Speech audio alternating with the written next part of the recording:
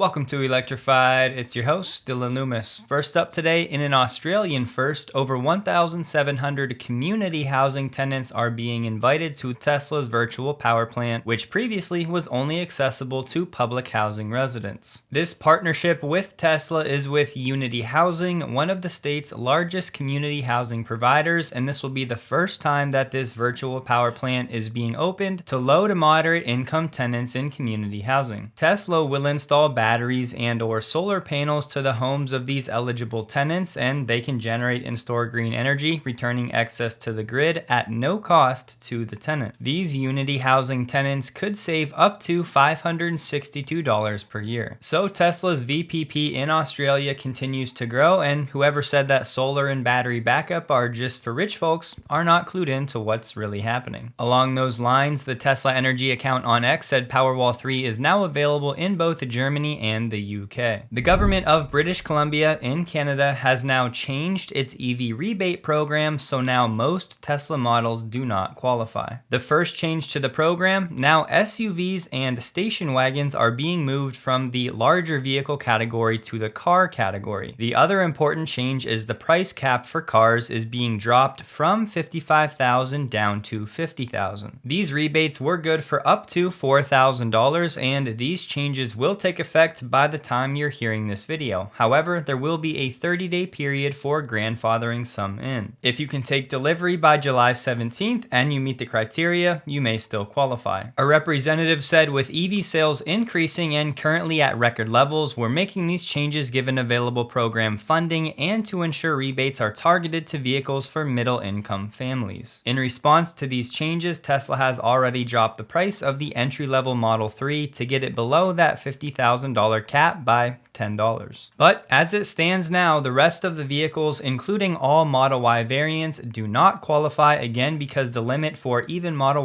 Ys is now $50,000 and the entry-level Model Y starts at $53,990. We don't get to say this too often, but Model 3 performance deliveries have begun ahead of schedule in China. The word is Tesla has already started deliveries of the new Model 3 performance in China, when all along we've been expecting that first deliveries wouldn't happen until Q3.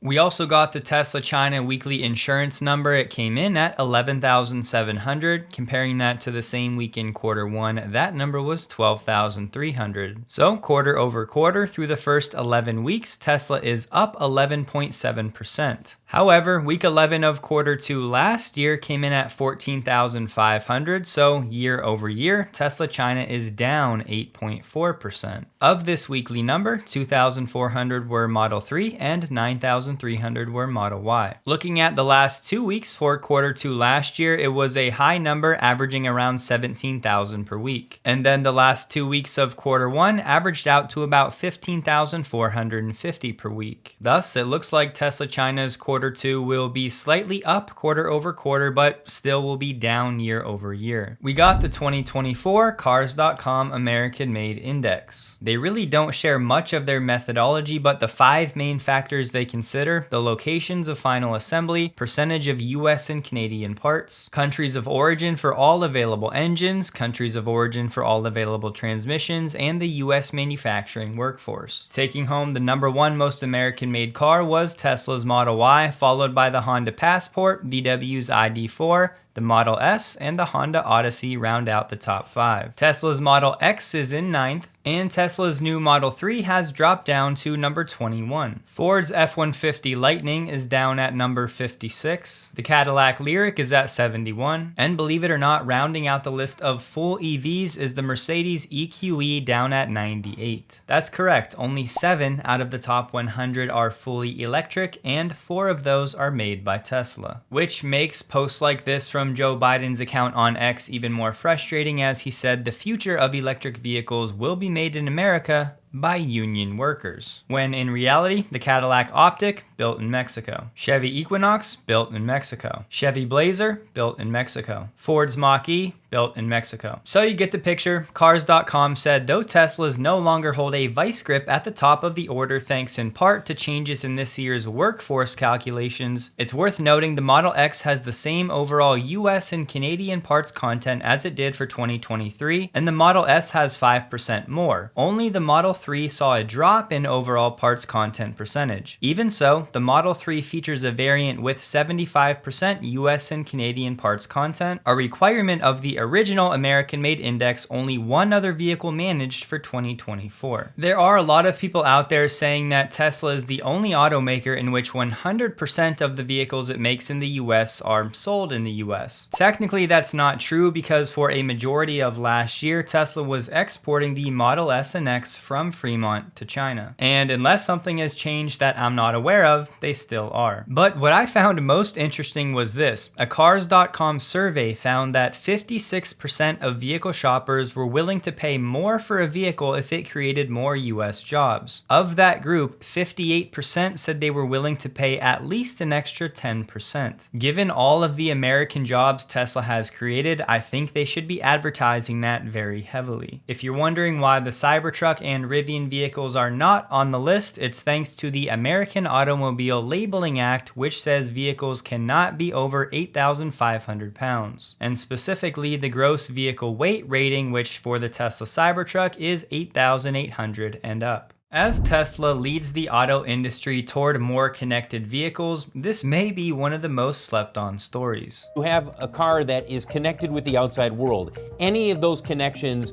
potentially could be targeted by hackers. Cars aren't a means of independence and privacy anymore. They're a place that we can be spied and surveilled. And that leads us here. GM is now facing a second lawsuit over collecting driver information and sharing it with third parties, whether it's data brokers or insurance companies, without the consumer's consent. And it's not just GM, so as consumers, what can we do? Well, I for one would recommend signing up for Delete Me yesterday. Now yes, they sponsor the channel and they're a US based company that's doing all of the time consuming work, removing all of my personal information from these data brokers continually. So I get to sit back, relax, and just read the reports every quarter. Delete Me is super affordable and in my opinion, it's a no-brainer given the fact that last year $2.7 billion was lost to imposter scams and there was 2.5 million reports of fraud. And data brokers are often the catalyst for these events because nefarious actors have easy access to your sensitive info whether you think they do or not. I just got my 5th quarterly report from Delete Me, and in June alone, they reviewed nearly 4,000 listings,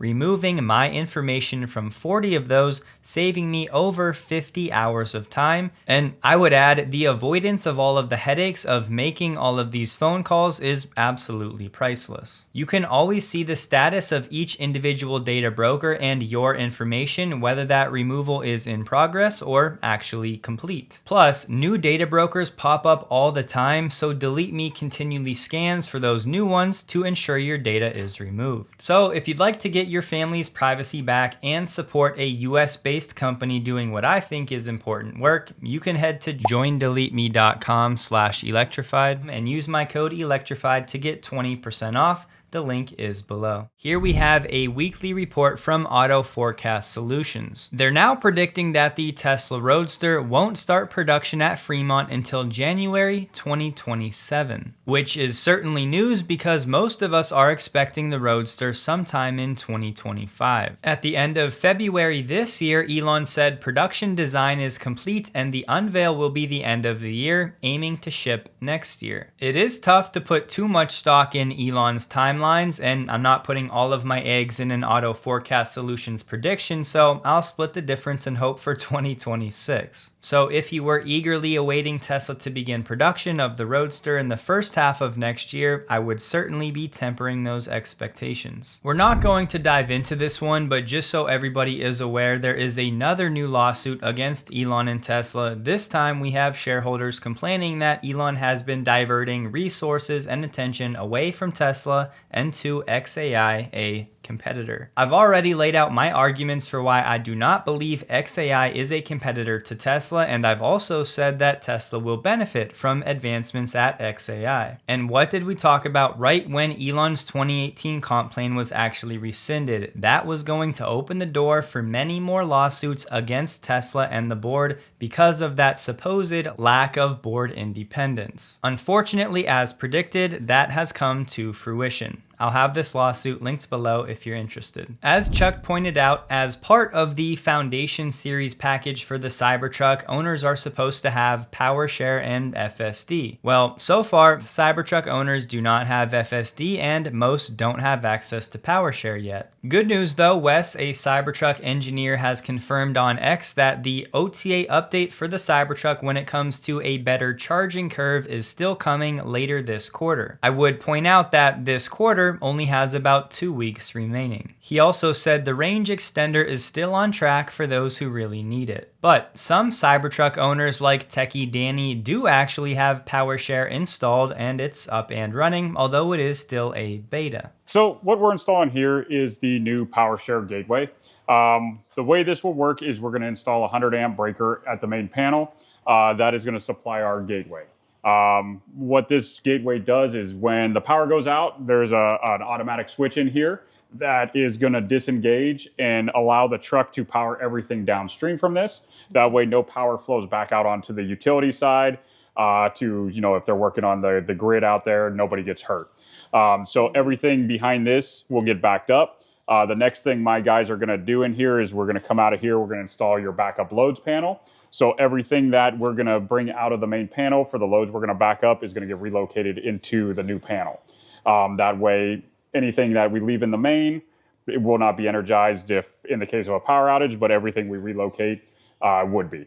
So here we are with the final install. I think it looks super nice. This is the Tesla gateway. It has the Tesla branding, super beautiful, shiny glass front. And then over here is the sub panel. And then this is the raceway, which basically just hides all of those wires. Okay, so Corey is going to go flip the breaker to simulate a power outage. Give us a good, okay, so the power just went out and it went back on. It was that fast? You guys saw that. It was like off and back on. The Cybertruck little emblem that glows is purple. So what this is showing is that we are currently using 1.4 kilowatts of energy to run our house, and we're just running our house like normal. We're not trying to be conservative.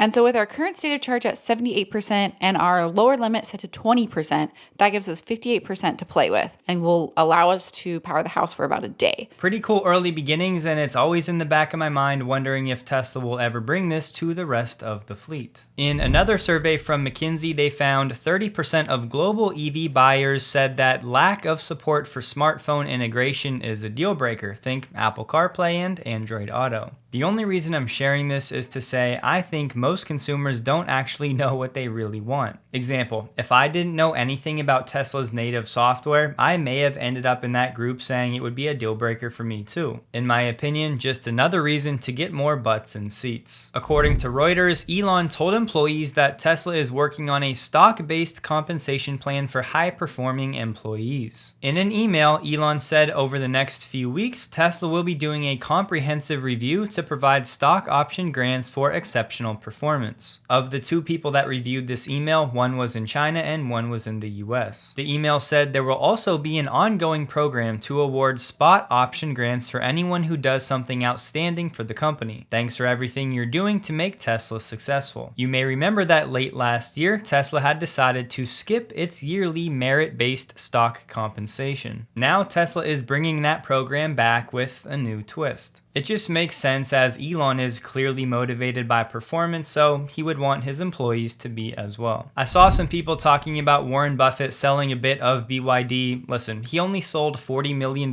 He still owns over $2 billion in BYD, and he's currently sitting on roughly a 41x for this investment. So the way I see it, a little trimming of the hedges is not a big deal. On X, Alex has reported that an arsonist has been setting fire to a few different Tesla vehicles across across Berlin. Hopefully the authorities can track this person down, but at some point I think the German government needs to step in and do something here. I would also love to know what Elon really thinks about being in Germany facing all of this backlash over the years. I'm wondering if he regrets that decision, especially given the fact he has a line of countries around the world right now that are wooing him and Tesla by any means necessary. I hate to say it, but so far this year, things for Tesla have really deteriorated in Germany. Waymo said over 14.8 million rider-only miles driven through the end of March. It was up to 3.5 times better in avoiding crashes that cause injuries, and 2 times better in avoiding police-reported crashes than human drivers in San Francisco and Phoenix. Honestly though, with all of this data, they acknowledged the problem. They said comparing autonomous vehicle and human drivers' crash rates is not a trivial task. Their co-CEO also shared a nice little highlight clip.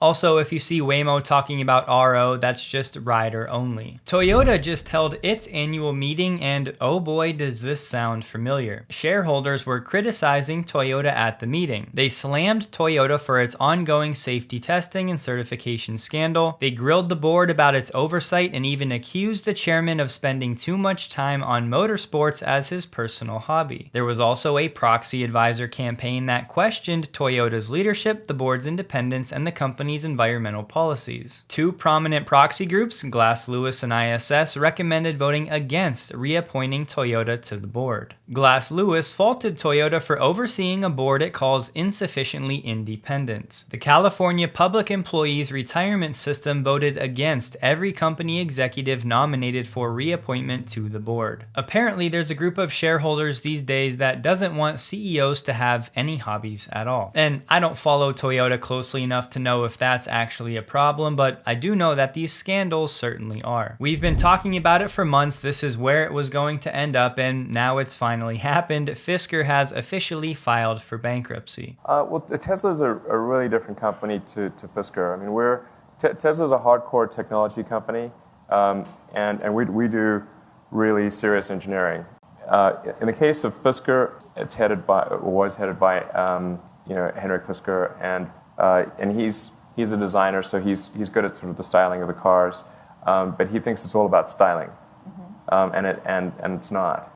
You know, the reason we don't have electric cars is not for lack of styling. At this point, it's still too early to know how Fisker plans to handle its 6-year warranty. Audi has revealed some new information about its upcoming 2025 e-tron GT, but we don't really have any official US information just yet. It's supposed to come in a few months. The 2024 model started at $108,000, and the RS variant was around $149,000. They did mention a 0 to 62 time of 2.5 seconds, and the battery pack being bigger, up to 97 kilowatt hours from 84 prior. But as mentioned, we're still waiting for official EPA ranges and US pricing. Tesla stock closed the day at $184.86, down 1.38%, while the Nasdaq was up 0.03%. It was an average volume day for Tesla, trading about 6 million shares below the average volume the past 30 days. And today, Nvidia shareholders are celebrating what Tesla shareholders are looking to celebrate in a few years, becoming the world's biggest company by market cap. Nvidia has officially passed Microsoft for the #1 spot, sitting at over $3.3 trillion.